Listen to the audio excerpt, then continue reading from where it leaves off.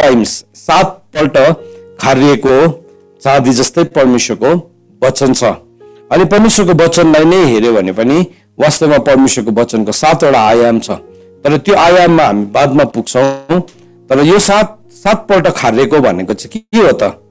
7 times purified भनेको चाहिँ के हो त भन्ने कुरालाई हामी आज सिक्न गइरहेका छौँ है। सो यो 7 पल्ट खारेको।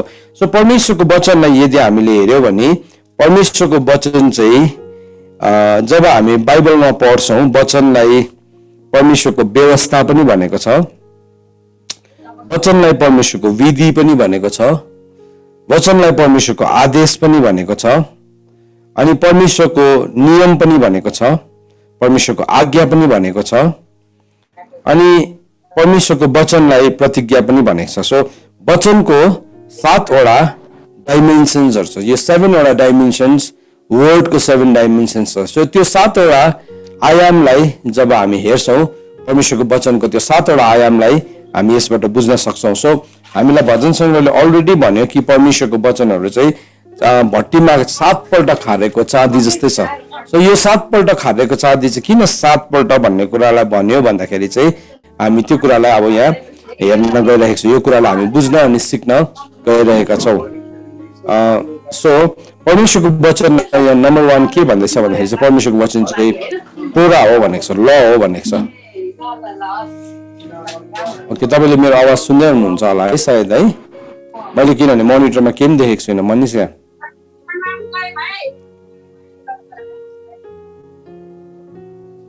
उता तपाईहरु कतिजनाको आवाज म्युट गरेको छैन रहेछ, कृपया म्युट गरिदिनुस्। तपाईहरुको आवाजलाई म्युट गरिदिनुस् किनभने तपाई बोल्नु भएको यता पनि साउन्ड सुन्दैछ।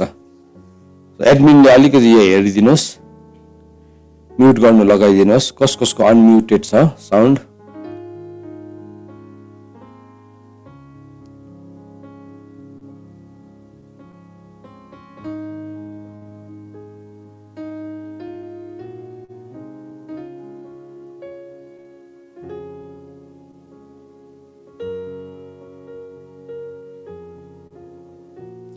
यहाँ चाहिँ मोनिटरमा चाहिँ आएन।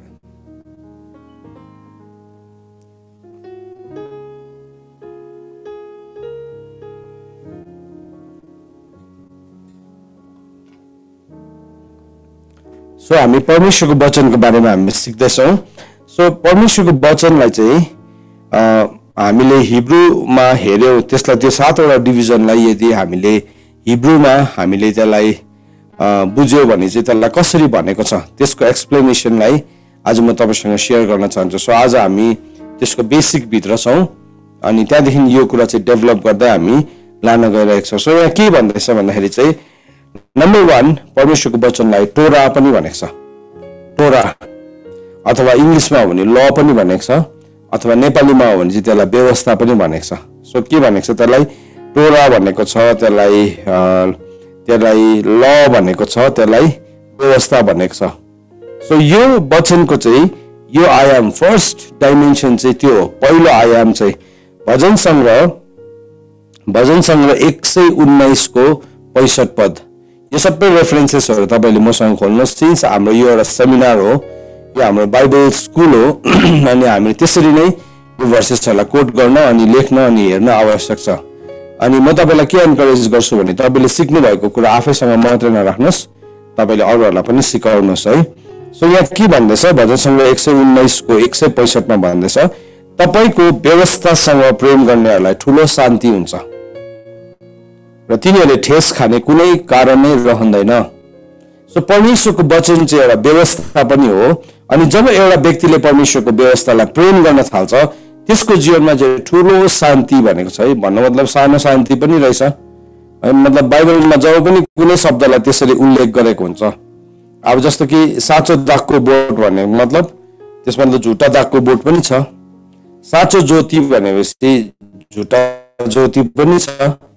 त्यसरी हामीले वचनलाई जहिले पनि पढ्दाखेरि चाहिँ यो चाहिँ के हो ठूलो शान्ति भनेको चाहिँ के हो भन्नु मतलब अरु सानो तिनो शान्ति पनि रहेछ। अनि यहाँ वचनले भन्दैछ इभन प्रभुलाई विश्वास गर्ने मानिसहरुको जीवनमा पनि, तपाई र म प्रभुलाई विश्वास गर्ने मानिसहरुको जीवनमा पनि हामी यो संघर्षहरुमा जान्छौं। धेरै पल्ट प्रभुको वचनलाई जान्दा जान्दा पनि हामी ठूलो शान्तिमा जिउन सकिरहेका हुँदैनौँ। यद्यपि हामी अरूहरूलाई प्रचार गर्छौँ अनि हामी अरूहरूलाई सिकाउँछौँ, अरूहरूलाई भन्छौँ, तर हामी आफै चाहिँ अशान्तिमा जिउँदै गरेका हुन्छौँ। सो यहाँ वचनले हामीलाई भन्दैछ जुन चाहिँ मान्छेले चाहिँ परमेश्वरको व्यवस्थालाई प्रेम गर्छ, परमेश्वर यहाँ भन्दैछ तपाईँको व्यवस्थालाई प्रेम गर्नेहरूलाई चाहिँ ठुलो शान्ति हुन्छ र तिनीहरूले ठेस खाने कुनै कारण नै रहँदैन भनेको छ। So there are no reasons उसले ठेस खाने कारण। सो कतिजना मान्छेले चाहिँ प्रभुको वचनलाई, प्रभुलाई विश्वास गरेर पनि ठेस खाइरहेको हुन्छ, ठोकर लागिरहेको हुन्छ। किन चाहिँ ठेस खाँदैछ, किन ठोकर लाग्दैछ भन्दाखेरि चाहिँ किनभने उनीहरूले परमेश्वरको व्यवस्थालाई प्रेम गर्न जानेकै हुँदैन। सो जबसम्म एउटा व्यक्तिले परमेश्वरको व्यवस्थालाई प्रेम गर्न जान्दैन उसको जीवनमा घरिघरि ठोकर लाग्छ। यो दिनहरूमा हामीले एउटा ठुलो प्रोजेक्टमाथि काम गर्दैछौँ। यो मेरो एक्सपिरियन्स तपाईँलाई सेयर गरेको। अनि त्यो प्रोजेक्ट चाहिँ के हो भने परमेश्वरको वचनमा जुन चाहिँ ओल्ड टेस्टिमेन्टमा, पुरानो करारमा जति पनि कुराहरू लेखेको छ, जति पनि व्यवस्थाहरू लेखेको छ, अनि मानिसको भनाइ छ, मान्छेको सोच छ, त्यस्तो आइडियोलोजिज छ, त्यस्तो थियोलोजिजहरू छ जहाँ चाहिँ ओके ल चाहिँ छैन, अब एक्जिस्ट नै गर्दैन भन्नेकन, अनि त्यो सही हो कि होइन भन्ने कुरालाई हामीले धेरै वर्षदेखि, लगभग 5 to 6 yearsदेखि हामीले त्यसमाथि रिसर्च, त्यसमाथि हामीले अनुसन्धान अनि त्यसलाई हामीले अध्ययन गरिरहेका छौँ। अनि हामी यो कुरालाई जानेर हामी यति साह्रो आफै नै चकित भयौँ, छक्कै पर्यौँ कि पुरानो करारमा लेखेको सबै कुराहरू चाहिँ नयाँ करारमा प्रभु यीशु ख्रीष्टले भन्नुभएको छ, पौलले कोट गरेको छ, पत्रुसले कोट गरेको छ, अनि even to the book of Revelation, प्रकाशको किताबसम्म पनि त्यो कुराहरू पुगेको छ। अहिले म त्यो रेफरेन्सेसहरू तपाईँसँग आउँछु एकछिनदेखि। सो म तपाईँलाई एउटा कुरा के बताउन चाहन्छु भन्दाखेरि हाम्रो सबै कुराहरू चाहिँ एउटा नियममाथि, एउटा व्यवस्थामाथि आधारित छ। जस्तो कि उदाहरणको लागि आज तपाईँ र म किन चाहिँ हिँडेको, हामी किन नउडेको, हामी किन भुइँमा, हाम्रो खुट्टाले चाहिँ भुइँमा टेकेको, हाम्रो खुट्टा चाहिँ किन हावामा नटेकेको, किन हामी पानीमाथि हिँड्नु नसकेको भन्दाखेरि चाहिँ त्यो एउटा नियम छ। अनि त्यो नियमलाई वैज्ञानिक रूपमा चाहिँ त्यसलाई गुरुत्व आकर्षण भन्छ, त्यसलाई ल अफ ग्राभिटी भन्छ। अब त्यो ल अफ ग्राभिटी चाहिँ मैले छैन, त्यो चाहिँ एक्जिस्ट नै गर्दैन भनेर मैले यदि त्यसलाई त्यसरी भन्ने कोसिस गरेँ, या म चाहिँ विश्वास नै गर्दिनँ, ल नै छैन भनेर म भन्छु, अनि म एउटा बिल्डिङको टुप्पोमा गएर हाम फाल्यो भने म 2 मिनटभित्रमा, 2 मिनट पनि लाग्दैन, 1 मिनटभित्रमा मैले थाहा पाउँछु कि त्यो ल अझै पनि एक्जिस्ट गर्छ, त्यो व्यवस्था अझै पनि त्यो चाहिँ अझै पनि अस्तित्वमा छ। परमेश्वरले नि अयुबलाई भजन सङ्ग्रहको किताब, तपाईँले अयुबको किताब मसँग खोल्नुहोस्, जहाँ चाहिँ प्रभुले अयुबलाई यसरी भन्नुभएको छ। अयुबको किताब 38 अध्याय अनि 39 अध्यायमा प्रभु अयुबसँग बात मार्नु भएको छ, अनि परमेश्वरले नि अयुबलाई सोध्नु भएको छ। अयुबलाई सोध्नु भएको छ 38 अध्यायको 33 पद। तपाईँले खोल्नुहोस् है, यो रेफरेन्स खोल्नुहोस्, अयुबको किताब 38 अध्यायको 33 पद। सो यहाँ के भनेर प्रभुले सोध्नु भएको छ, म तपाईँहरूलाई पर्खिन्छु, नसुर्ताउनुहोस्, तर तपाईँले खोल्नुहोस् यो रेफरेन्सेस, अनि यो रेफरेन्सलाई हामी हेर्छौँ। सो अयुबको किताब 38 अध्यायको 33 पद। तपाईँहरूलाई कतिजनालाई भेट्न गाह्रो पर्यो भने भजन सङ्ग्रहभन्दा अगाडि छ अयुब है। सो अयुबलाई हेर्नुहोस् अनि त्यसको 38 को 33 हेर्नुहोस्, हामी त्यसलाई हेर्छौँ ल। म पर्खिरहेको छु, तपाईँहरू सबैजनाको स्क्रिन अन राखिदिनुहोस् सो द्याट हामी एका दुस्रालाई देख्न सकौँ अनि हामी एका दुस्रालाई हेरिकन हामी सिक्न अनि सिकाउन सकौँ। सो यो तपाईँलाई मेरो रिक्वेस्ट छ। सो यसरी लेखेको छ, आकाशको शासन गर्ने नियमहरूलाई के तैँले घोषणा गरेको होस्, अथवा पृथ्वीको प्राकृतिक नियमहरूलाई के तैँले ठहराएको होस् भनिकन परमेश्वरले सोध्नु भएको छ। परमेश्वरले नै अयुबलाई सोध्दै हुनुहुन्छ, तैँले ठहराएको हो, तँलाई do you know the law भन्नुहुँदैछ, त्यहाँ एउटा नियम छ, के तँलाई यसको बारेमा थाहा छ भनिकन प्रभुले सोध्नु भएको छ। सो हामी के भन्छौँ भन्दाखेरि चाहिँ हाम्रो अन्डरस्ट्यान्डिङ, हाम्रो परमेश्वरको वचनको बुझाइ चाहिँ कस्तो छ भन्ने चाहिँ अब परमेश्वरको व्यवस्था चाहिँ अस्तित्वमा छैन, किनभने जब प्रभु यीशु ख्रीष्टले क्रुसमा सकियो भनेर भन्यो त्यहाँदेखि चाहिँ सबै कुरा सक्यो। म पनि त्यही कुरालाई विश्वास गर्ने विश्वासी थिएँ, त्यही कुरालाई म पनि त्यसरी विश्वास गर्थेँ, किनभने सानैदेखि नै मैले त्यही कुरालाई सुनेको थिएँ। तर जब मैले व्यक्तिगत रूपमा बाइबल आफैले नै अध्ययन गर्न थालेँ, प्रभु यीशु ख्रीष्टले त त्यसरी त कहिले पनि भन्नुभएको छैन रहेछ, बरु भन्दाखेरि प्रभु यीशु ख्रीष्टले त्यो भन्दा अझै ठुलो प्रकारले भन्नुभएको रहेछ।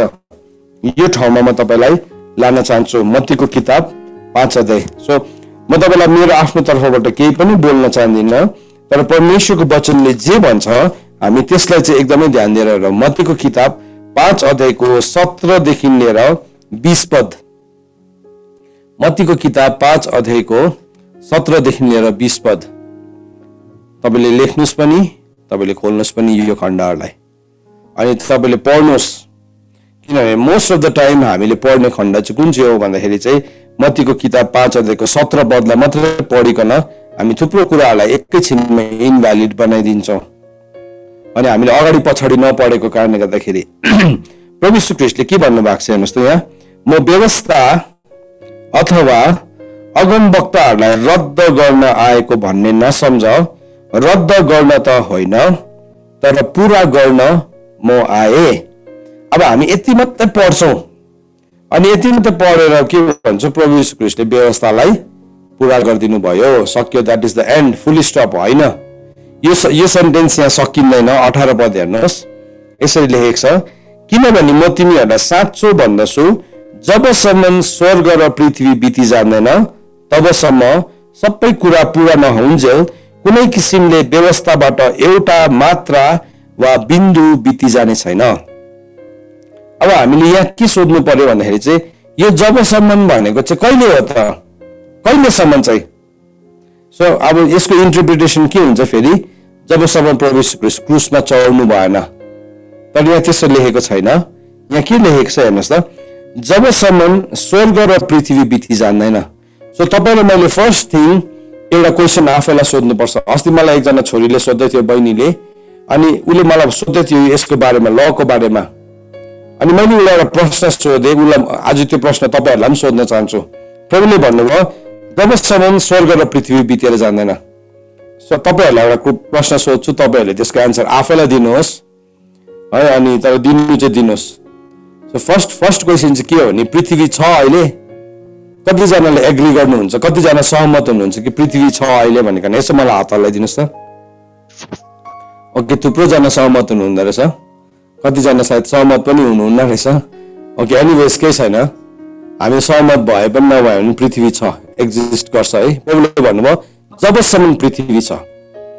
सो जबसम्म अहिले पृथ्वी छ, अनि त्यसको बादमा के भन्दैछ अर्को चाहिँ, जबसम्म स्वर्ग र पृथ्वी बिति जान्दैन। अब स्वर्ग पनि छ नि, स्वर्ग भनेको आकाश हो। सो हाम्रो वरिपरि आकाश पनि छ। सो प्रभुले भने जबसम्म स्वर्ग र पृथ्वी बिति जान्दैन तबसम्म सबै कुरा पुरा नहुन्जेल कुनै किसिमले व्यवस्थाबाट एउटा मात्रा वा बिन्दु बिति जाने छैन। अब यसको प्रुफलाई हामीले बाइबलमा खोजेर हेर्नु पर्यो, कहिले चाहिँ बितेर गएको छ त स्वर्ग चाहिँ? बाइबलमा लेखेको छ यसको बारेमा है, हामीले चेक गर्नु पर्यो बाइबलमा लेखेको छ कि छैन। सो तपाईँले मसँग खोल्नुहोस् प्रकाशको किताब 21 अध्याय। सो 21 अध्यायमा चाहिँ हामी देख्छौँ कि स्वर्ग र पृथ्वी बितेर गएको छ। प्रकाशको किताब 21 अध्यायको 1 पद 21 अध्यायको 1 पद, प्रकाशको किताब 21 अध्यायको 1 पद तपाईँले खोल्नुहोस् ल मसँग। अनि यहाँ के लेखेको छ म पढ्छु। अनि मैले नयाँ आकाश र नयाँ पृथ्वी देखेँ, किनकि पहिलो आकाश र पहिलो पृथ्वी त बितिहाले, समुद्र त अब रहँदै रहेनछ।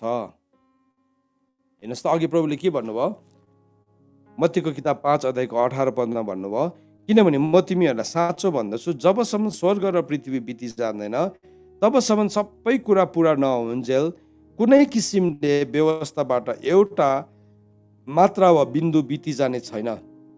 अब 5 को 19 पद हेर्नुहोस्, 19 हेर्नुहोस् है सबैले। यो 19 पद तपाईँले म सँगसँगै पढ्नुहोस् ल, तपाईँको भोइस म्युट छ, तर भए पनि म 1 2 3 भन्छु, हामी सबैजनाले सँगै पढ्छौँ। मत्तीको किताब 5 अध्यायको 19।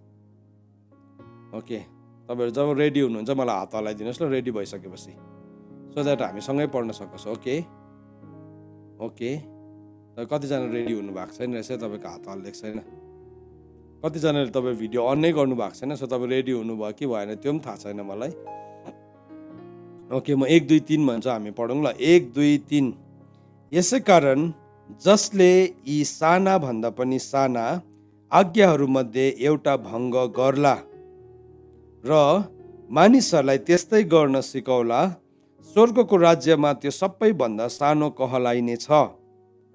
तर जसले त्यो पालन गर्ला र सिकाउला, स्वर्गको राज्यमा त्यो ठुलो कहलाइनेछ। हेर्नुहोस्, यो परमेश्वरको वचन हो। प्रभु आफैले भन्नुभएको कुरा हो। यो चाहिँ कुनै इन्स्टिट्युसनले भनेको होइन, कुनै अर्गनाइजेसनले भनेको होइन, कुनै लिडरले भनेको होइन, तर प्रभु यीशु ख्रीष्ट स्वयंले भन्नुहुँदैछ।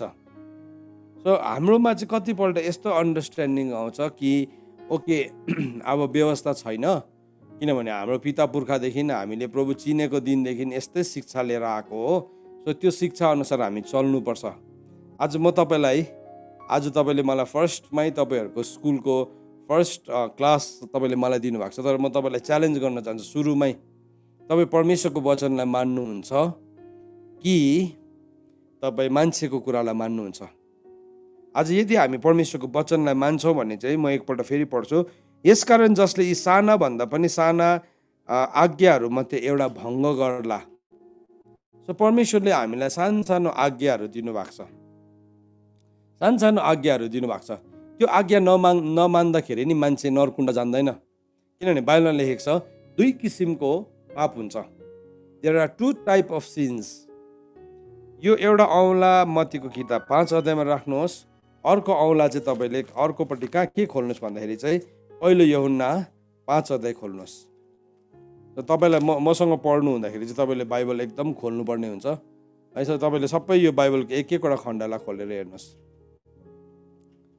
सो यहाँ के भनेर लेखेको छ हेर्नुहोस् है। पहिलो यूहन्ना 5 अध्यायको 16 पद। पहिलो यूहन्ना 5 अध्यायको 16 पद। यो खण्डलाई पनि खोल्नुहोस्। तपाईँले भेट्नुभएछ मलाई हात हल्लाइदिनुहोस् ल, सो द्याट तपाईँले भेट्नुभएछ भने मलाई थाहा हुन्छ। ओके, एक दुईजनाले भेटाउनु भएछ, हुन्छ, थ्याङ्क यू। ओके, सो यहाँ के भन्ने लेखेको हेर्नुहोस्, म पढ्छु है।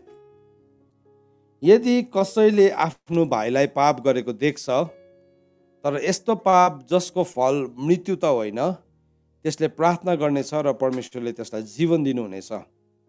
अर्थात् तिनीहरूलाई जसले मृत्युसम्मको पाप गरेको छैन, मृत्युसम्मको पाप पनि हुन्छ, यसको विषयमा त्यसले बिन्ती गरोस् भन्ने म भन्दिनँ। सबै अधर्म पाप हो औ मृत्युसम्म नपुर्याउने पाप पनि हुन्छ। दुई किसिमको पापको कुरा गरेको छ यहाँ। दुई किसिमको पापको कुरा गरेको छ। एउटा चाहिँ मृत्युसम्म पुर्याउने पाप, अनि अर्को पाप चाहिँ मृत्युसम्म नपुर्याउने पापको कुरा गरेको छ। सो जुन चाहिँ पाप चाहिँ मृत्युसम्म पुर्याउने छ, त्यसको लागि चाहिँ तिमीले प्रार्थना पनि नगर भनेको छ। जस्तो कि उदाहरणको लागि तपाईँले एउटा व्यक्तिलाई तपाईँको मण्डलीमा या कोही छ है, ऊ बेविचारमा गिरेको छ, अनि उसलाई हामी सम्झाउँछौँ, गएर बताउँछौँ प्रभुको वचनले, अनि उसलाई हामी फर्काएर ल्याउँछौँ, फेरि हामी सम्झाउँछौँ, फेरि फर्काएर ल्याउँछौँ। 7 गुना 70 पल्ट गर्दा पनि मान्दैन भने चाहिँ अब त्यो पापले चाहिँ कहाँ पुर्याउँछ? उसको लागि चाहिँ मृत्युमा पुर्याउँछ। बाइबलले भनेको छ त्यस्तो मानिसहरूको चाहिँ शरीर चाहिँ शैतानको हातमा सुम्पिदेऊ र उसको आत्माले चाहिँ उद्धार पाओस् भनिकन पहिलो कोरिन्थी 5 अध्यायमा लेखेको छ। सो त्यो चाहिँ एउटा मृत्युसम्म पुर्याउने पाप हो। तर मृत्युसम्म नपुर्याउने पाप चाहिँ के हो भन्नुहोस् त? सानोतिनो आज्ञाहरू भङ्ग गर्छौँ नि हामी, परमेश्वरको वचनको सानोतिनो आज्ञाहरू, केही पनि हुँदैन। तर त्यो भन्नुभन्दा अगाडि चाहिँ के भन्दैछ भन्ने चाहिँ सबै अधर्म चाहिँ पाप नै हो। अब थाहै थिएन हामीलाई कतिवटा कुरा चाहिँ, अब कतिवटा कुरा थाहा नपाइकन हाम्रो जीवनमा हामी गरिपठाउँछौँ। त्यो गरेको कुरालाई चाहिँ बाइबलले अज्ञानताको समय भनेको छ। अज्ञानताको समय चाहिँ परमेश्वरले हेर्नुहुन्न। अज्ञानताको समयमा गरेको पापलाई चाहिँ परमेश्वरले माफ गर्नुहुन्छ। आज हामी अलिकति गहकिलो कुरा नै सिक्दैछौँ। त्यस कारणले गर्दाखेरि अब तपाईँलाई यो कुरा सायद पचाउनु गाह्रो पर्छ होला। त्यस कारणले मैले तपाईँलाई वचनको रेफरेन्स दिएको कारण पनि त्यही हो। बाइबलले भनेको छ प्रेरितको किताब 17 अध्यायको 30 पद। प्रेरितको किताब 17 अध्यायको 30 पदमा यसो भनेर लेखेको छ, यसकारण अज्ञानताका समयलाई परमेश्वरले वास्ता गर्नु भएन, तर अब सबै ठाउँमा मानिसहरूलाई पश्चाताप गर्ने आज्ञा दिनुहुन्छ। सो हाम्रो जीवनमा जबसम्म वचनको ज्ञान थिएन हामीमा, कतिवटा पाप भयो हाम्रो जीवनबाट, परमेश्वरको कतिवटा व्यवस्थालाई हामीले उल्लङ्घन गऱ्यौँ, तर त्यसलाई त परमेश्वरले माफ गर्नुहुन्छ। त्यसलाई चाहिँ अज्ञानताको समय भन्छ। तर अब हामी जान्यौँ नि, हामीले ज्योति पायौँ नि, हामीले ज्योति पाएर पनि हामी जानी जानी पाप गर्छौँ भने चाहिँ, अब ज्योति पाएर पनि जानी जानी पाप गर्छौँ भने चाहिँ त्यो पाप चाहिँ परमेश्वरको अगाडि चाहिँ एकदमै सिरियस, परमेश्वरले चाहिँ त्यो कुरालाई एकदमै गम्भीरतासँग लिनुहुन्छ। अनि यो वचनलाई हामीले बाइबलमा थुप्रो ठाउँमा भेटाउँछौँ, हामीले हिब्रूमा भेटाउँछौँ। त्यहाँ चाहिँ के भनेको छ भने, अब हामीले ज्योति पाएर पनि हामी जानी जानी पाप गर्छौँ भने चाहिँ त्यो मान्छेको लागि चाहिँ अब के भनेर लेखेको छ, हिब्रूको किताब 10 अध्यायको 26 र 27 पदमा यसरी लेखेको छ। हिब्रूको किताब 10 अध्यायको 26 र 27 पदमा यसरी लेखेको छ, किनकि हामीले त्यसको ज्ञान पाएपछि पनि जानी जानी पाप गर्दछौँ भने त पापहरूका निम्ति दण्डको भयानक प्रतीक्षा र विरोधीहरूलाई भस्म गर्ने अग्निको प्रचण्डता बाहेक फेरि कुनै बलिदान बाँकी रहँदैन। हेर्नुहोस्, यो चाहिँ परमेश्वरको वचन हो। परमेश्वरको वचनले चाहिँ नि हामीलाई लै लै थै थै गर्दैन, हामीलाई नि सानोतिनो कुरामा सम्झौता गर्नु दिँदैन। बाइबलमा के भनेको छ, परमेश्वरको वचन चाहिँ दुई धारे तरवार हो, कुनै पनि दुई धारे तरवार भन्दा पनि धारिलो हो। त्यसले के गर्छ, प्राण र आत्माको जोड्नीमा भएको हरेक कुरालाई वारपार गरिकन काट्न सक्ने हुन्छ। परमेश्वरको वचन चाहिँ त्यस्तो शक्तिशाली हो। सो हामीले परमेश्वरको वचनलाई लिकन, पौलले जब तिमोथीलाई भन्दैछ, तिमीले जुन वचनलाई पाएका छौ, जुन पक्का सिद्धान्तलाई पाएका छौ, जो चाहिँ सिक्नलाई, सच्याउनलाई है, त्यसलाई चाहिँ तिमीले के गर, एकदमै कठोर रूपमा पालन गर, सिकाइरह, पढिरह, भनिरह। आज यो कन्फरेन्स हुनुको अथवा यो बाइबल स्कुलको यो तालिमको उद्देश्य पनि के हो भन्दाखेरि चाहिँ प्रभु नआइन्जेलसम्म चाहिँ हामी त्यो सत्यतामा बढी नै रहँदैछौँ। सो दुई किसिमको पाप यहाँ हामी देख्दैछौँ। एउटा पाप चाहिँ मृत्युसम्म पुर्याउने पाप हो। त्यो मृत्युसम्म पुर्याउने पापमा चाहिँ कतिजना मान्छे यति साह्रो कठोर भएको हुन्छ, उसलाई पापको आदत लागेको हुन्छ, अनि त्यो पापमा गर्व गर्छ। अघि मैले तपाईँलाई भन्दै थिएँ, पहिलो कोरिन्थी 4-5 अध्यायको त्यो खण्डलाई मैले पढिनँ, नपढी छोड्दाखेरि सायद त्यो पनि एउटा अधुरो ज्ञान हुन्छ होला, म पढिदिनु पर्यो। तर तपाईँले एउटा औँला चाहिँ मत्तीको किताब 5 अध्यायमा राख्नुहोस् है। यहाँ 5 अध्याय, पहिलो कोरिन्थी 5 अध्यायमा यसरी भनेको छ, तिमीहरूको बिचमा व्यभिचार छ भन्ने स्पष्ट सुनिँदैछ। अब यस्तो व्यभिचार जो अन्य जातिहरूमा पनि हुँदैन कि तिमीहरूमा एकजनाले आफ्नै बाबुको स्वास्नी राखेको छ अरे। यस्तो काम गर्ने तिमीहरूबाट हटाइयोस् भनेर तिमीहरूले शोक त गरेनौ, तर तिमीहरू झन् घमण्डले फुलेका छौ। किनकि शरीरमा अनुपस्थित तर आत्मामा चाहिँ उपस्थित भए झै गरी यस्तो काम गर्ने मानिसको इन्साफ मैले गरिसकेको छु। हाम्रो प्रभु यीशु ख्रिस्टको शक्ति, हाम्रो प्रभु यीशु ख्रिस्टको नाउँमा तिमीहरूको र मेरो आत्मामा एकसाथ जम्मा हुँदा यस्तो मानिसलाई शरीरको नाशको लागि शैतान कहाँ सुम्पियोस् र प्रभु यीशुको दिनमा त्यसको आत्माले चाहिँ उद्धार पाओस्। पौलले भन्दैछ, मैले चाहिँ त्यो मान्छेको शरीर चाहिँ शैतानले नाश गरोस् भनेर छोडिदिएँ शैतानको हातमा, तर मैले यो प्रार्थना गरेको छु कि उसको आत्माको चाहिँ उद्धार होस् भनिकन। त्यो चाहिँ मृत्युसम्म पुर्याउने पाप हो। सो पापको गम्भीरतालाई हामीले बुझ्यौँ भने नि हामी के हुन्छौँ, हामी होसियार हुन्छौँ। हामीले सिकेकै छैन पाप भन्ने कुरा के हो, धार्मिकता भन्ने कुरा के हो, हामीले सिकेकै छैन। हामी बिचमा हामीले नि चटपटा बनाएर खाइरहेको हुन्छौँ। चटपटा बनाएर खाने आदत हुन्छ कतिजनाकोमा, एकदमै मनपर्छ त्यस्तो कुराहरूलाई, त्यस्तै बनाएर खाइरहेको हुन्छ। तर यहाँ वचनले हामीलाई भन्दैछ है, सो मत्तीको किताब 5 अध्यायको 19 पदमा भन्दैछ, यसकारण जसले यी साना भन्दा पनि साना आज्ञाहरूमध्ये एउटा भङ्ग गर्ला। सो परमेश्वरले दिनुभएको आज्ञाहरूमा हामीले सानो भन्दा सानो आज्ञालाई पनि भङ्ग गर्नु हुँदैन। तर यदि हामी भङ्ग गर्छौँ, त्यति मात्रै भनेको छैन, जसले एउटा भङ्ग गर्ला र मानिसहरूलाई त्यस्तै गर्न सिकौला। अब कतिजनाले चाहिँ के भन्छ, हुन्छ व्यवस्था पालन नगर्दा केही पनि हुँदैन, व्यवस्था छैन, प्रभु यीशु ख्रिस्टले पुरा गरिदिनु भयो, त्यसरी सिकाउँछ। त्यसले गर्दाखेरि व्यवस्थाको त कुरै गर्नु हुँदैन हामीले। अब त्यस्तै सिकाउनेलाई चाहिँ के भन्दैछ, स्वर्गको राज्यमा त्यो सबैभन्दा सानो कहलाई नै छ। म एज अ लिडर, म एज अ टिचर, म तपाईँलाई ओके हुन्छ, पाप गर्दा केही पनि हुँदैन, God is love, you know, God will forgive you, परमेश्वरले तिमीलाई माफ गर्नुहुन्छ परमेश्वर त यस्तो भलो हुनुहुन्छ, केही पनि हुँदैन नि, केही पनि हुँदैन, प्रभु यीशु ख्रीष्टले सबै क्रुसमा सकिदिनु भयो भनेर मैले तपाईँलाई यदि त्यसरी भन्छु भने चाहिँ वचनले भन्दैछ म चाहिँ स्वर्गको राज्यमा सबैभन्दा सानो कहलाइन्छु। तर त्यसको बादमा के भन्दैछ, तर जसले त्यो पालन गर्छ, जसले चाहिँ व्यवस्थामा भएको सानोभन्दा सानो आज्ञालाई पनि पालन गर्छ र अरूलाई पनि त्यस्तै गर्न सिकाउँछ, प्रभु यीशु ख्रीष्टले भन्नुभयो त्यो चाहिँ स्वर्गको राज्यमा ठुलो कहलाइनेछ। मेरो प्रियहरू हो, हामी यो पृथ्वीमा ठुलो कहलाइनुले केही पनि फरक पर्दैन, किनभने वचनले भन्छ जुन कुरा चाहिँ मानिसहरूको बिचमा उच्च छ परमेश्वरको अगाडि चाहिँ त्यो कुरा चाहिँ तुच्छ छ। मानिसहरूको बिचमा उच्च मानिलिएको कुरा चाहिँ नि परमेश्वरको अगाडि चाहिँ तुच्छ छ। त्यस कारणले गर्दाखेरि हामी भयङ्कर र हामी ठुलो चाहिँ कहाँ कहलाइनुपर्छ भन्दाखेरि चाहिँ हामी ठुलो चाहिँ परमेश्वरको राज्यमा कहलाइनुपर्छ। त त्यसो भए चाहिँ व्यवस्था सक्यो भनेर चाहिँ के भनेको त, व्यवस्था सक्यो भनेर चाहिँ के भनेको त, त्यसो भए चाहिँ कलसी 2:14 चाहिँ के हो त त्यसको मिनिङ? कतिजना मान्छेकोमा प्रश्न छ, सायद अहिले तपाईँको मनभित्र पनि त्यो प्रश्नहरू उठिरहेको होला। अनि त्यो प्रश्न उठ्नु स्वाभाविक हो, त्यो प्रश्न उठ्नु पनि पर्छ हामीसँग यदि उठेन भने हामी यो कुरालाई हामीले तुलना गरेर पर्दैनौँ। सो परमेश्वरको वचनमा यसरी लेखेको छ, इफिसीको किताब 2:15 म तपाईँलाई लान चाहन्छु, त्यो पनि खोल्नुहोस् तपाईँले। अहिले पहिलो परमेश्वरको वचनको आज हामी पहिलो खण्डलाई मात्रै हेर्दैछौँ। हेर्नुहोस् है, इफिसीको किताब 2:15 तर म 13देखि नै पढ्छु। तपाईँले एउटा औँला चाहिँ फेरि मत्तीको किताब 5 अध्यायमै राखिराख्नुहोस् है, एउटा बुकमार्क चाहिँ। अहिले फेरि म त्यहाँ फर्केर आउँछु।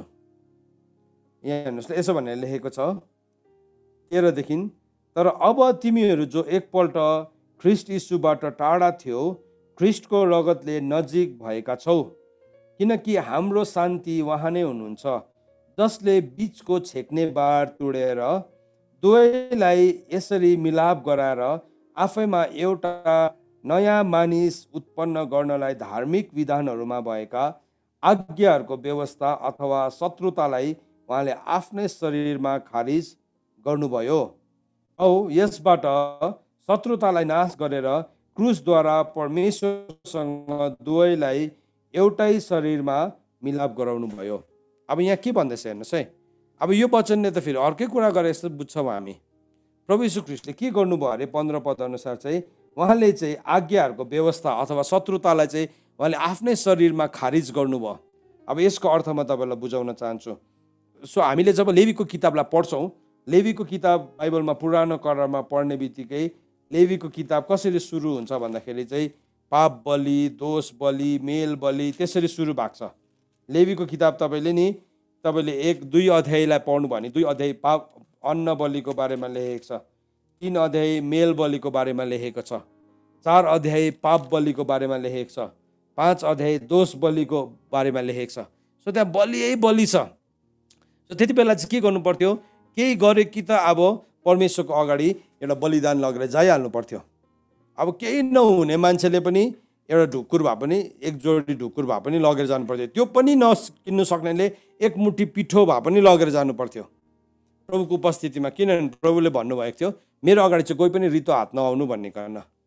तर के भयो त भन्दाखेरि चाहिँ प्रभु यीशु ख्रीष्ट जब क्रुसमा चढ्नु भयो, जब प्रभु यीशु ख्रीष्ट क्रुसमा चढ्नु भयो, उहाँले चाहिँ नि त्यो जुन चाहिँ पारम्परिक व्यवस्था थियो, एउटा पशुलाई लगेर जानुपर्ने, एउटा ढुकुरलाई लगेर जानुपर्ने, एक मुठी पिठो भए पनि लगेर जानुपर्ने, त्यो व्यवस्थालाई चाहिँ अघि इफिसीको किताब 2 अध्यायको 15 पद अनुसार उहाँले के गरिदिनु भयो, क्रुसमा खारिज गरिदिनु भयो। अब त्यो बलिदानहरू चाहिँ हामीले चढाउनु पर्दैन। अब तपाईँ र म चर्च जाँदाखेरि हामी पाठा लगेर जानु पर्दैन। अब तपाईँ र म चर्च जाँदाखेरि हामीले ढुकुर लगेर जानु पर्दैन, हामीले पिठो लगेर जानु पर्दैन। तर आज हामी कसरी जान्छौँ परमेश्वरको अगाडि? धन्यवादको बलिदान लगेर जान्छौँ। सो के भयो, अब आत्मिकी बलिदानहरू लगेर जान्छौँ हामी। सो हामी एउटा पशुलाई काटेर त्यसको रगत लगेर जाँदैनौँ। हामी आफैलाई नै रोमीको किताब 12 अध्यायको 2 पद अनुसार हामी जिउँदो बलिदान गरिदिइहाल्छौँ। सो आज हामी त्यो समयमा छौँ। त्यसलाई चाहिँ के भन्छ, त्यो चाहिँ प्रभु यीशु ख्रीष्टले तिरिदिनु भएको व्यवस्था, क्रुसमा उहाँले हाम्रो विरुद्धमा भएको मागलाई, व्यवस्थाको मागलाई उहाँले के गर्नुभयो, तिरिदिनु भयो। हाम्रो विरुद्धमा भएको त्यो कुरालाई उहाँले तिरिकन हामी के भयो, अब हामी स्वतन्त्र भएको छौँ, हामी फ्री, एकदम हामी कम्प्लिटली फ्री भएको छौँ। त्यो चाहिँ प्रभु यीशु ख्रीष्टको अनुग्रहले गर्दाखेरि हो। सो त्यो ल चाहिँ एक्जिस्ट गर्दैन। तर अब हामीले चोर्नु हुँदैन नि, त्यो त व्यवस्था हो नि त। फेरि व्यवस्थाले त नचोर भन्छ। अब मैले एज अ लिडर तपाईँलाई भन्छु, ओके व्यवस्था छैन भन्नुको मतलब मैले चोर्नु पनि पाएँ। आज किन चर्चहरूमा लेस्बियन्सहरू छ? किन केटा बिहा गर्छु भनेर आउँदैछ?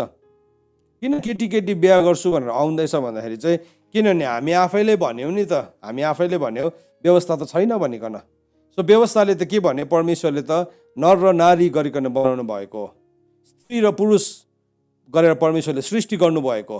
तर अब हामीले व्यवस्थालाई नै छैन भन्ने बित्तिकै के भयो, अब स्त्रीहरूले भन्नु थाल्यो हामी केटी विवाह गर्छौँ, केटाहरूले भन्नु थाल्यो हामी केटा विवाह गर्छौँ। के भयो, हाम्रो भनाइले, हाम्रो विचारले आज हामीले त्यस्तो कुराहरूको लागि ढोकाहरू उगारिदिएका छौँ।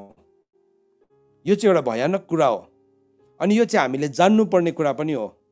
हामीले यो कुरालाई जब बुझ्छौँ तब चाहिँ हामी परमेश्वरको व्यवस्थाको महत्त्वपूर्णतालाई बुझ्छौँ। सो प्रभुले के भन्नुभयो मत्तीको किताब 5 अध्यायमा, तिमीहरू जसले चाहिँ यहाँ व्यवस्थाबाट भएको एउटा सानो आज्ञालाई पनि भङ्ग गर्छौ अनि अरूहरूलाई पनि तिमीले नगर भनेर सिकाउँछौ भने चाहिँ यो चाहिँ भयानक कुरा हो। सुन्नुहोस् है, हामीले आज्ञालाई भङ्ग गर्छौँ अनि अरूलाई पनि भन्छौँ अह तिमीले पालन गर्नु पर्दैन, तिमीले यसो गर्दा हुन्छ, चल्छ, काम चल्छ। चर्च चाहिँ नि प्रभु यीशु ख्रीष्ट काम चल्छ भन्नुलाई आउनु भएको होइन। चर्च चाहिँ प्रतापी हो। तपाईँ चाहिँ प्रतापी हुनुहुन्छ, म चाहिँ प्रतापी हो। प्रभुले के गर्नुभयो, इफिसीको किताब 5 अध्यायको 25 अनि 26 पदमा के भनेर लेखेको छ भन्दाखेरि चाहिँ 23 देखि नै पढ्यो भने अथवा 25 र 26 भनेको छ, ए पति हो तिमीहरूले आफ्नो पत्नीलाई प्रेम गर जसरी ख्रीष्टले पनि मण्डलीलाई प्रेम गर्नुभयो अनि मण्डलीको लागि उहाँले के गर्नुभयो, आफ्नो प्राण दिनुभयो। अनि उहाँले के गर्नुभयो, आफ्नो प्राण मात्रै दिनु भएन तर उहाँको रगतले, वचन र पानीले धोइकन मण्डलीलाई उहाँले चोख्याउनु भयो। कस्तो बनाउनु भयो भन्दाखेरि चाहिँ चोख्याइकन दाग नभएको, चौरी नपरेको, पवित्र, प्रतापी अनि निर्दोष, यो 5वटा गुणको साथमा परमेश्वरले चर्चलाई खडा गर्नुभएको हो। सो आज तपाईँ र मैले जब परमेश्वरको वचनलाई सिक्छौँ अनि हामी सिकाउँछौँ अनि त्यो सिकाउँदै गर्दाखेरि चाहिँ जब पनि हामी सम्झौता गर्छौँ, ओहो उसलाई फलानुलाई मन दुख्छ होला, मैले यसो भने त भोलिको दिनमा यो मान्छे त चर्च नै आउँदैन, मैले यसो भन्यो भने त भोलिको दिनदेखि त उसले सङ्गति छोडिदिन्छ। अनि त्यो कारणले गर्दाखेरि नि थुप्रोजना लिडरकोमा सत्य बोल्ने आँट नै हुँदैन, हराइहाल्छ, डराइहाल्छ। किनभने नि उसलाई छोडिदिन्छ मान्छेले भनिकन। आज म तपाईँलाई भन्न चाहन्छु, हामी जब परमेश्वरको वचनको सत्यतामा उठ्छौँ नि, स्वर्ग चाहिँ हाम्रो पक्षमा उभिन्छ। चर्च यो कुरालाई हामीले जान्नुपर्छ। हामी जब परमेश्वरको वचनको सत्यतामा उभिन्छौँ नि, हामीलाई सारा संसारले छोडेर एक्लै बनाइदिँदाखेरि पनि हामी सही हुन्छौँ। प्रभु यीशु ख्रीष्टलाई नि सारा संसारले दोष लगायो, उहाँ क्रुसमा एक्लै मर्नुभयो, तर भए पनि उहाँ सही हुनुहुन्छ। किन भन्नुहोस् त, किनभने उहाँ सत्यताको साथमा उभिनु भयो अनि सत्यले आज हामीलाई त्यसरी नै स्वतन्त्र गराउँछ। त्यस कारणले गर्दाखेरि अघि हामीले भजन सङ्ग्रह 119 को 165 पढ्यौँ कि तपाईँको व्यवस्थासँग प्रेम गर्नेहरूलाई ठुलो शान्ति हुन्छ र तिनीहरूले ठेस खाने कुनै कारण नै हुँदैन। सो प्रभुले तपाईँ र मलाई यति साह्रो माया गर्नुभयो, हामीले कसरी खानु, कसरी लुगा लगाउनु, हामी कसरी बस्नु, हाम्रो कसरी अध्ययन गर्नु, हामी कसरी ढल्किनु, बात मार्दै गर्दाखेरि कसरी बात मार्नु, घरलाई निर्माण गर्दाखेरि घरको माथि पनि रेलिङ लगाउनु, घरको बिचमा ग्याप छोड्नु, तिमीहरूले टोइलेट कहाँ बनाउनु, त्यो धरी पनि बाइबलमा भनेको छ। अचम्म लाग्दैन तपाईँलाई? यति साह्रो हामीलाई उहाँले प्रेम गर्नुहुन्छ, सानोभन्दा सानो डिटेल। अन्त त वचनमा लेखेको छ, तिम्रो दुध खुवाउने आमाले पनि तिमीलाई बिर्सिनु सक्छ तर म चाहिँ तिमीलाई कहिले पनि भुल्दिनँ, प्रभुले भन्नुभयो। सो त्यसको मतलब चाहिँ के हो, प्रभुले हामीलाई सानो सानो इन्टिग्रेट डिटेल्सहरू पनि प्रभुको वचनमा सिकाउनुहुन्छ, लमा चाहिँ। सो जब हामी परमेश्वरको ललाई सिक्छौँ, त्यो ललाई सिक्ने बित्तिकै हामीभित्र त्यो निश्चयता आउँछ। अनि त्यहाँ के भन्दैछ, अब अघि हामीले सिक्यौँ कि जसले चाहिँ त्यो व्यवस्थालाई सिक्छ तिनीहरूलाई चाहिँ कुनै पनि ठेस खाने कारण हुँदैन। यदि आज हामी ठेस खाँदैछौँ, यदि आज हामी लड्दैछौँ, यदि आज हामी जीवनमा हारिरहेका छौँ, किन भन्दाखेरि चाहिँ त्यो चाहिँ यस कारणले गर्दा हो किनभने हामीले परमेश्वरको व्यवस्थालाई सिकेकै छैनौँ। परमेश्वरको व्यवस्थालाई नमानेको कारणले गर्दाखेरि आज हाम्रो जीवनमा यो कुराहरू भइरहेको हुन्छ। अनि भजन सङ्ग्रह 119 को 2 पदमा पनि यो कुरा लेखेको छ, धन्य हुन् तिनीहरू जसले उहाँको कानुन पालन गर्दछ र उहाँलाई सम्पूर्ण हृदयले खोज्दछन्। त्यो मानिसहरू चाहिँ धन्यको हो भनिकन परमेश्वरको वचनले बताएको छ। अनि अघि मत्तीको किताब 5 अध्यायमा आउँदाखेरि प्रभु यीशु ख्रीष्टले के भन्नुभयो हेर्नुहोस् है, 19 अध्यायदेखि पढ्छु, 5 को 19 पददेखि सरी। यसै कारण जसले यी सानाभन्दा पनि साना आज्ञाहरूमध्ये एउटा भङ्ग गर्ला र मानिसहरूलाई त्यस्तै गर्न सिकाउला, स्वर्गको राज्यमा त्यो सबैभन्दा सानो कहलाइनेछ। तर जसले त्यो पालन गर्ला र सिकाउला, स्वर्गको राज्यमा त्यो ठुलो कहलाइनेछ। अनि 20 पद हेर्नुहोस्, किनभने म तिमीहरूलाई भन्दछु, तिमीहरूको धर्म कर्म शास्त्री र फरिसीहरूका भन्दा बेसी भएन भने तिमीहरू कुनै रीतिले स्वर्गको राज्यमा पस्ने छैनौ।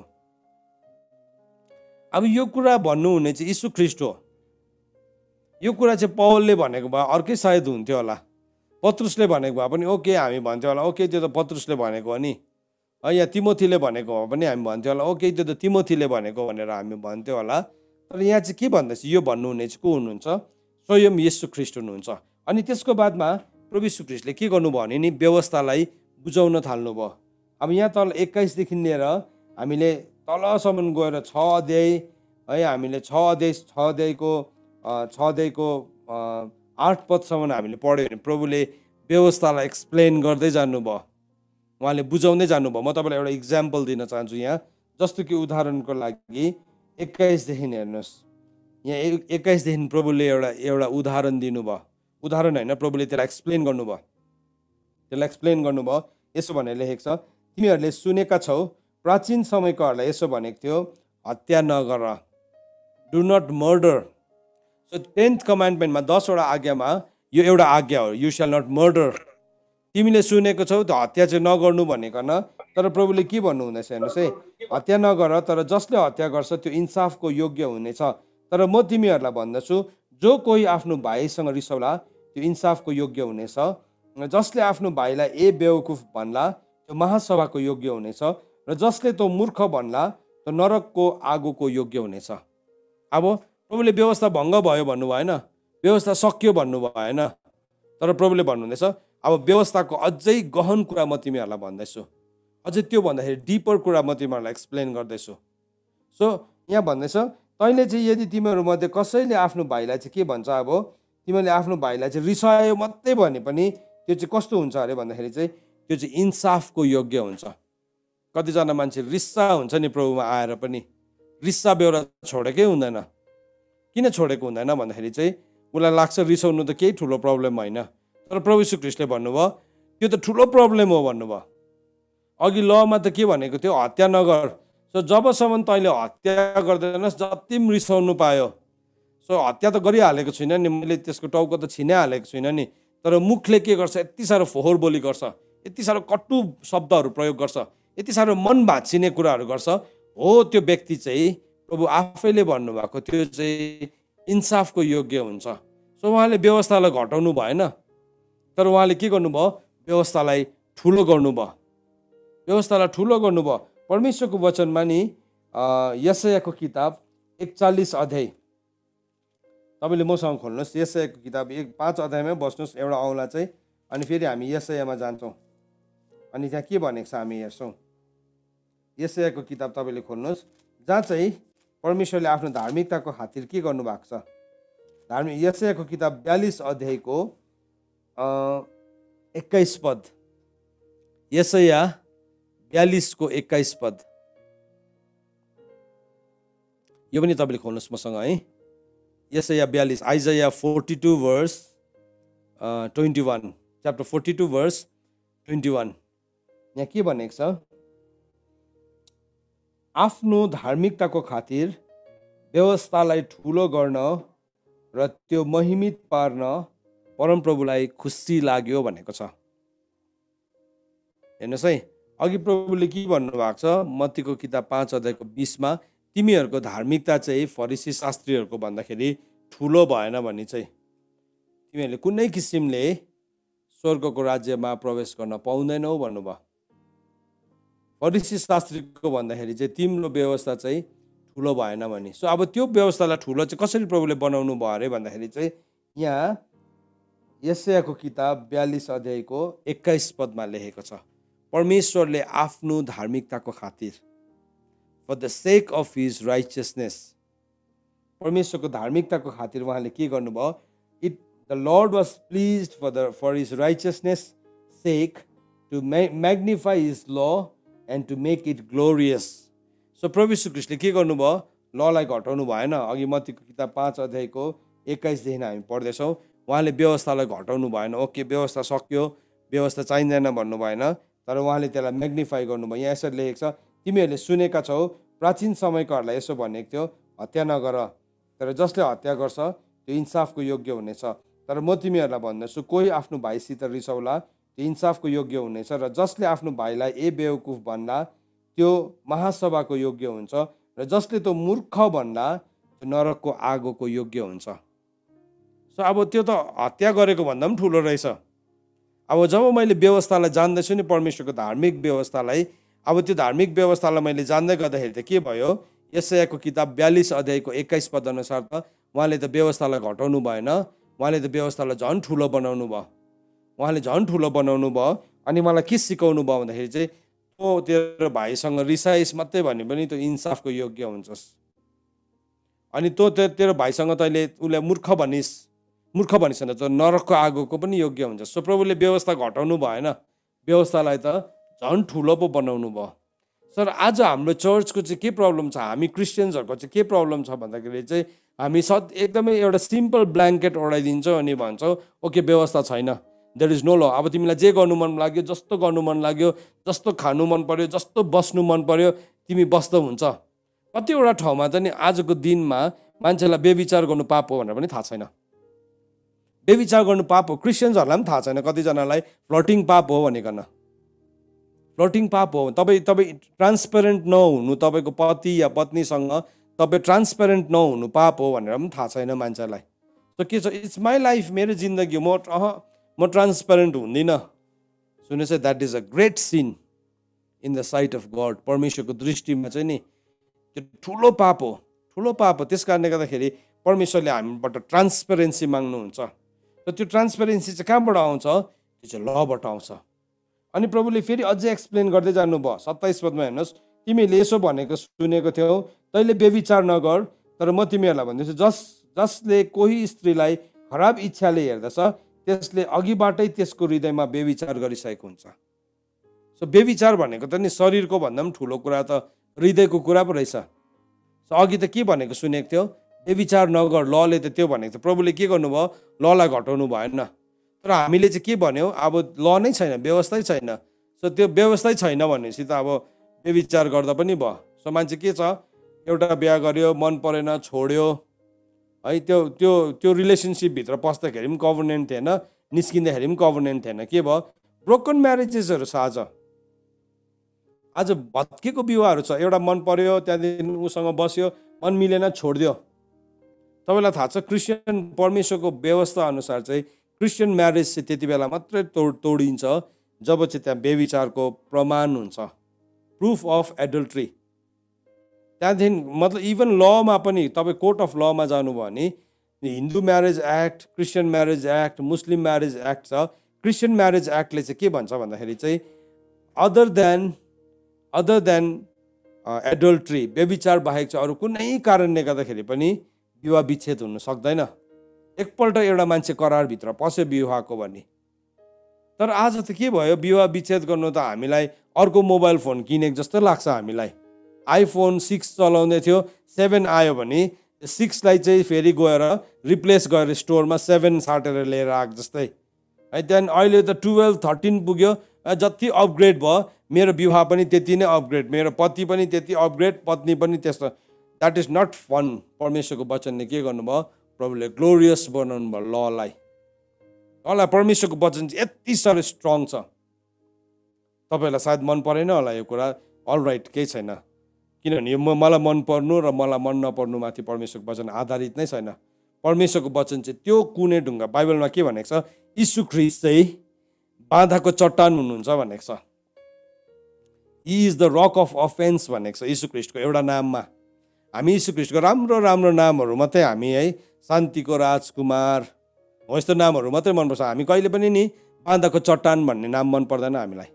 तर नि यदि हामी गलत बाटोमा जाँदैछ भने वचन जस्तो बाधा त केही पनि हुँदैन फेरि, किनभने यीशु ख्रीष्ट चाहिँ कुनै ढुङ्गा हुनुहुन्छ अनि त्यो कुनै ढुङ्गामाथि चाहिँ धार्मिकताको साहुल र इन्साफको डोरी लगाएको छ भनेको छ। यशायाको किताब 28 अध्यायमा लेखेको छ यो कुरा। सो प्रभुले के भन्नुभयो, तिमीले सुनेको छौ व्यभिचार नगर्नु भनेर, तर म तिमीलाई भन्दैछु कुनै पनि स्त्रीलाई अथवा पुरुषलाई तिमीले काम बास्नको नजरले। एउटा मान्छेले पोर्नोग्राफी हेर्छ नि, एउटा मान्छेले एउटा एडल्ट मुभी हेर्छ नि, एक्स रेटेड मुभी हेर्छ, ब्लू फिल्म हेर्छ, अनि त्यो हेर्दै गर्दाखेरि के उसको भित्र हृदयभित्र चाहिँ पवित्र विचारहरू आउँछ? के गरेको तिमीले? यो जस्ट हेरेको मात्रै, जस्ट फन मात्रै हो। आज सानो नानीहरूदेखि नै सानो उनीहरूले हेर्ने भिडियो गेम, उनीहरूले खेल्ने एनिमेसन कार्टुनहरूदेखि लिएर त्यो सबैमा यति साह्रो फोरी नक्साहरू छ। हामी आमा बाउ अनअवेयर भएको कारणले गर्दाखेरि हामी त्यत्तिकै छोडिदिन्छौँ। आइप्याड किनिदिन्छौँ छोराछोरीलाई, महँगो महँगो मोबाइलमा किनिदिन्छौँ, किनभने हामी ठुलो देशमा छौँ, हामीसँग वी हेभ द पावर, हामीसँग शक्ति छ। अनि त्यो शक्तिले चाहिँ हामीले नानीहरूलाई नरकुण्डमा ढकेलेर पुर्याउँदै गरेको हुन्छौँ। चेक गर्नुहोस् आजदेखि what the word of God is telling us. के भन्दैछ परमेश्वरको वचनले? के हेर्दैछ नानीहरूले? के खेल्दैछौ? किनभने पापको ज्याला चाहिँ मृत्यु हो। It applies to everybody. एउटा सानो किडदेखि लिएर एउटा ठुलो जवान, एउटा वृद्ध मानिस, सबैजनाको लागि नै यो चाहिँ के छ, लागु हुने कुरा हो। सो प्रभुले भन्नुभयो तिमीहरूले त यस्तो सुनेको थियौ लमा, अब म चाहिँ ल घटाउनु आएको होइन, ललाई चाहिँ अझै ठुलो बनाउनु आएको। प्रभु आएर नि ओके मैले क्रुसमा दाम तिर्दै अलिअलि व्यभिचार गर्नु मन परेको बेलामा गर नि त, लु गर, तिमी यसो गर, व्यभिचार नगर, घरमै 2-3वटा बिहा गरेर राख न त भनेर भन्नुभयो होइन। न्यू टेस्टिमेन्ट आयो नि, पुरानो करारमा त बरु भन्दाखेरि मान्छेले 2-3वटा विवाह गर्दै थियो। सोलोमन राजाको त 1000वटा थियो पत्नीहरू। तर न्यू टेस्टिमेन्टमा आएपछि त प्रभुले त्यो बन्द गरिदिनु भयो, सटडाउन भयो। तपाईँले कहीँ पनि भेटाउनुहुन्न। पत्रुसको 2जना बुढी थियो, न्यू टेस्टिमेन्टमा नि त्यहाँ 2जना बुढी, 2-3टा बुढाहरू भएको कथा भेटाउँदैन हामी बाइबलमा। पुरानो करारमा मात्रै भेटाउँछ त्यो कुरा। तर नयाँ करारमा आउने बित्तिकै प्रभुले के गर्नुभयो, त्यसलाई ललाई अझै स्ट्रिक्ट बनाउनु भयो। सो के भयो, ल घटेन, व्यवस्था घटेन, व्यवस्था अझै शक्तिशाली भयो। अन्त अघि हामीले हेर्दै थियौँ परमेश्वरको वचनले के भन्यो, व्यवस्थासँग प्रेम गर्नेहरूलाई चाहिँ ठुलो शान्ति हुन्छ। आज मान्छेले नि एउटादेखि अर्को they are jumping from one bed to another, तर के भयो, त्यसले अशान्ति बनाइरहेको छ, अशान्ति। तर ल जानेपछि चाहिँ के हुन्छ भने नि हामी हाम्रो म्यारेजसँग हामी फेथफुल हुन्छौँ। हामी छोराछोरीहरू भने इमान्दार छोराछोरी हुन्छौँ। हामी आमा बाउ भने आमा बाउ पनि इमान्दार हुन्छौँ। हामी धेरैपल्ट नि as a father and mother हामी हाम्रो छोराछोरीलाई ठुलो डिमान्ड माग्छौँ। ओ तिमीले प्रार्थना गर, तिमी त प्रार्थना पनि गर्दैनौ, बाइबल पनि पढ्दैनौ, तिमी त आराधना पनि गर्दैनौ। तर आज म आमा बाउलाई सोध्न चाहन्छु, तपाईँले गर्दै हुनुहुन्छ पहिला?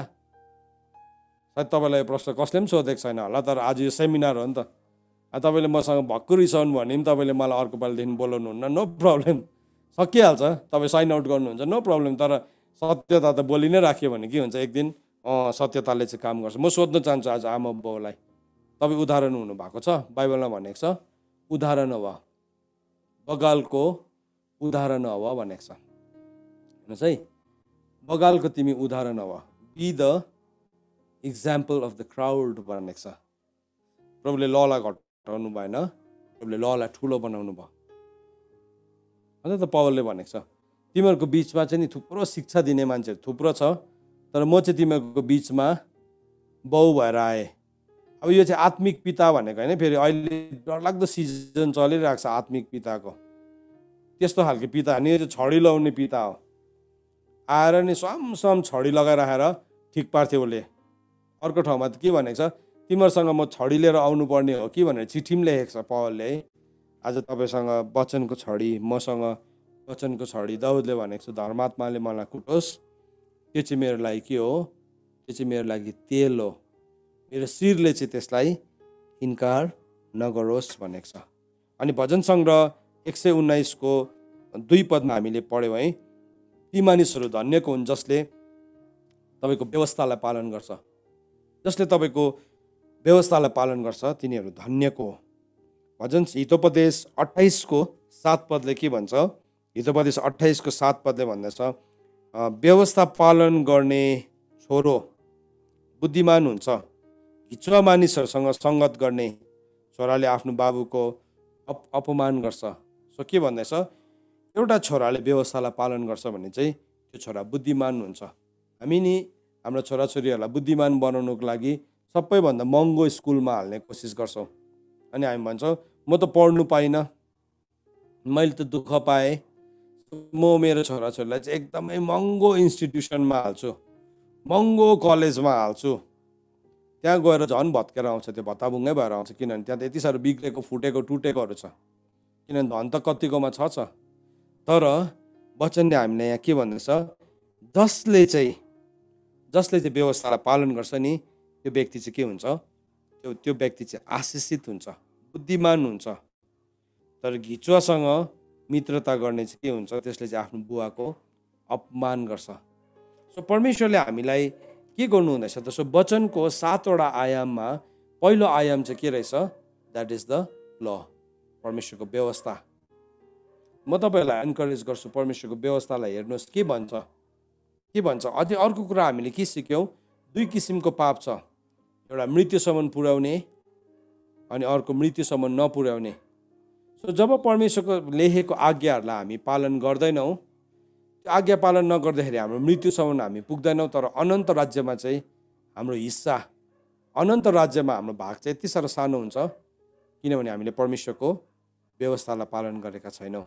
अनन्त राज्यमा त्यो मान्छेको हिस्सा घटेर जान्छ किनभने उसले परमेश्वरको व्यवस्थालाई पालन गरेको छैन। सो प्रभु यीशु ख्रीष्टले के भन्नुभयो? म व्यवस्थालाई घटाउन आएको होइन, तर व्यवस्थालाई चाहिँ म पुरा गर्न आएको। अनि प्रभु यीशु ख्रीष्टले भन्नु यो व्यवस्था चाहिँ कहिले चाहिँ सिद्धिएर जान्छ भन्दाखेरि चाहिँ जब नयाँ आकाश अनि नयाँ पृथ्वी आउँछ, त्यहाँदेखि मात्रै यो व्यवस्था घटेर जान्छ। सो आज त्यो 7वटा आयामको एउटा आयामलाई हेरेर लास्ट पोइन्ट भन्न चाहन्छु। मलाई दिएको 1 घन्टाको टाइम अलमोस्ट सकिसकेको छ। यो व्यवस्थाले चाहिँ के देखाउँछ भन्दाखेरि चाहिँ यो व्यवस्थाले चाहिँ परमेश्वरको आत्मालाई देखाउँछ, स्पिरिट अफ द लर्डलाई देखाउँछ। यशायाको किताब 11 अध्यायको 1 अनि 2 पदमा के भनेर लेखेको छ? यशायाको किताब 11 अध्यायको 1 अनि 2 पद तपाईँले खोल्नुहोस्। योलाई अलिकति म तपाईँलाई बताउँछु भोलि, फेरि म भोलि होइन नेक्स्ट टाइम जब पनि मेरो आउँछ म त्यति बेला फेरि तपाईँलाई यो खण्ड आज जहाँ छोडेको छु त्यहाँबाटै टिप्न चाहन्छु। यशायाको किताब 11 अध्यायको 1 र 2ले यसरी भनेको छ, यस्सीको ठुटाबाट एउटा बोट उम्रनेछ, परमप्रभुको आत्मा उहाँमा रहनुहुनेछ, बुद्धि र समझको आत्मा, सल्लाह र शक्तिको आत्मा, ज्ञान र परमप्रभुप्रतिको श्रद्धाको आत्मा। सो यहाँ के कुरा गरेको छ भने यहाँ 7वटा 7 स्पिरिट अफ द लर्डको कुरा गरेको छ, 7 आत्माको कुरा गरेको छ। सो 7 आत्मामा नम्बर 1 के भन्दैछ? The spirit of the lord भनेको छ, परमप्रभुको आत्मा। सो परमप्रभुको आत्मा हो। सो परमप्रभुको आत्मालाई चाहिँ 7वटा आत्मामा विभाजन गरेको छ। 7 किसिमले परमेश्वरको आत्माले हाम्रो जीवनमा काम गर्नुहुन्छ, 7वटा आयाममा काम गर्नुहुन्छ। सो यो व्यवस्थाले चाहिँ के देखाउँछ भन्दाखेरि चाहिँ एउटा मान्छेको हृदयलाई देखाउँछ व्यवस्थाले, किनभने परमेश्वरले व्यवस्था कहाँ राखिदिनुहुन्छ? मानिसको हृदयमा अनि मानिसको मनमा राखिदिनुहुन्छ। सो व्यवस्था यहाँ हृदयमा छ, व्यवस्था मनमा पनि छ। अनि व्यवस्थाले चाहिँ केलाई देखाउँछ भन्दाखेरि परमप्रभुको 7 आत्मामा परमेश्वरको आत्माको रूपलाई देखाउँछ। सो जब पनि एउटा मान्छेले व्यवस्थालाई पालन गर्छ त्यो मान्छेभित्र चाहिँ परमेश्वरको आत्माले काम गर्न थाल्छ। किन जब पनि प्रभु मान्छेसँग बोल्नुहुन्छ, जब पनि परमेश्वरले तपाईँ र मेरो जीवनमा केही काम गर्न चाहनुहुन्छ, परमेश्वरले आफ्नो आत्माद्वारा बोल्नुहुन्छ, परमेश्वरले आफ्नो आत्माद्वारा हामीलाई सिकाउनुहुन्छ। सो जब यहाँ हामीले पढ्यौँ नि अहिले परमप्रभुको 7 आत्मा भनेको 7 स्पिरिटमा नम्बर 1 चाहिँ के रहेछ? परमप्रभुको आत्मा। त्यसको बादमा के भनेको छ? बुद्धिको आत्मा अनि समझको आत्मा सँगसँगै काम गर्नुहुन्छ। सो परमेश्वरको आत्मामा बुद्धि र समझ सँगसँगै काम गर्नुहुन्छ। त्यहाँदेखि फेरि सल्लाह र सामर्थ्य भनेको छ। सो सल्लाहको आत्मा छ र सामर्थ्यको आत्मा सँगसँगै काम गर्नुहुन्छ। अनि त्यसको बादमा के भनेको छ? परमेश्वरको ज्ञानको र परमप्रभुप्रति श्रद्धाको आत्मा। सो यो पनि के छ, सँगसँगै काम गर्छ। So 7 spirit of the lord, परमप्रभुको 7 आत्माले चाहिँ हाम्रो जीवनमा यसरी काम गर्नुहुन्छ। सो आज हामीले परमेश्वरको वचनको पहिलो आयामलाई देख्यौँ। अब दोस्रो आयाम चाहिँ के रहेछ भन्दाखेरि चाहिँ दोस्रो आयाम चाहिँ नियम हो, परमेश्वरको नियम हो। तेस्रो आयाम चाहिँ परमेश्वरको आदेश हो। चौथो आयाम चाहिँ परमेश्वरको विधिहरू हो। अनि पाँचौँ आयाम चाहिँ परमेश्वरको आज्ञा हो। अनि छैटौँ आयाम चाहिँ परमेश्वरको वचन हो, जो चाहिँ हाम्रो प्राण हो। अनि सातौँ आयाम चाहिँ के हो, परमेश्वरको प्रतिज्ञा हो, प्रोमिसेस हो। सो यो आज फर्स्ट डाइमेन्सनलाई हामीले हेरेको छौँ। सो नेक्स्ट क्लासेसहरूमा हामी फेरि पनि अर्को आयामहरूलाई हेर्दै जान्छौँ। र जबसम्म हामी फेरि पनि भेट्दैनौँ, परमेश्वरले आजको यो वचन पढाइ र सुनाइमा हामीलाई परमेश्वरले आशिष दिनुभएको होस्। आमेन। आउनुहोस् हामीहरू यति बेला प्रार्थना गर्नेछौँ। प्रभु, हामी प्रार्थना गर्छौँ, हामी तपाईँको वचनलाई सिकेका छौँ, हामीले तपाईँको वचनलाई हाम्रो हृदयमा लिएका छौँ। हामीले तपाईँको वचनलाई कसरी केलाउनु पर्ने हो भन्ने कुरालाई प्रभु हामीले सिक्ने कोसिस गरिरहेका छौँ। म प्रार्थना गर्छु यो भूमिहरू पूर्ण रूपमा